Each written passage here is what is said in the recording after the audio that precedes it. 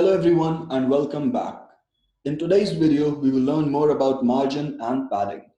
Say you have this paragraph and you want to add some space between the border and the content. In this scenario, you will use padding. Let's try an example. So let's bring up our code editor.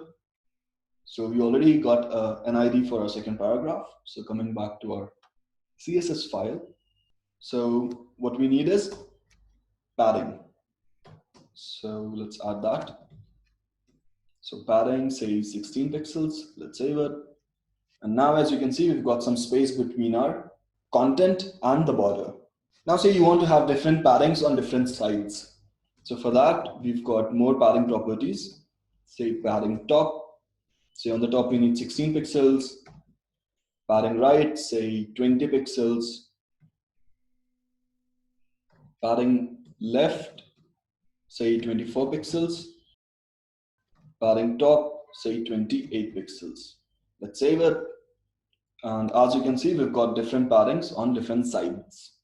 Also, if you notice, these four properties are overriding our previous property. So if we make this as 100 pixels, so as you can see, all the different sides have still the same padding, other than the padding bottom, because we haven't given a value for padding bottom here. So if we change this to padding bottom and we save it, so none of the sides have 100 pixels padding now.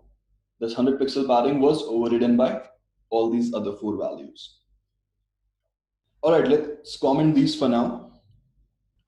So we've got another way of writing these paddings for different sides. So this is like a shorthand version. So padding, say on padding top, we've got 16 pixels, then on the right, we've got 20 pixels, and bottom, say 24 pixels, on the left, say 28 pixels. Let's save it. And as you can see, we've still got different paddings on different sides. So again, when working with these shorthand notations, sequence is very important. So the first value is for padding top. The second value is for padding right. The third value is for padding bottom. And then the last value is for the padding left. So it goes clockwise, top, right, bottom, and left. Now say you had padding something like this. So padding, for padding top, you had say 24 pixels. Padding right, you had 48 pixels. For padding bottom, you had 24 pixels. And for padding left, you had 48 pixels. Let's save it. And as you can see, we've got the same padding on top and bottom and left and right. So in this case, what we can do is we can remove these last two values. So even this value represents padding top, right, bottom, and left. Just that we've got two values here. So whenever we just give two values, so the first value is used for top and bottom. The second value is used for left and right. All right, guys? Okay, so moving on to the margin part. So you want to add space outside the border. So here we would use margin.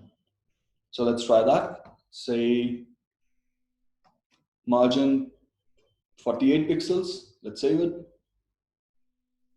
And as you can see, we've got space outside the border. So we've got some white space on the left, top, and right.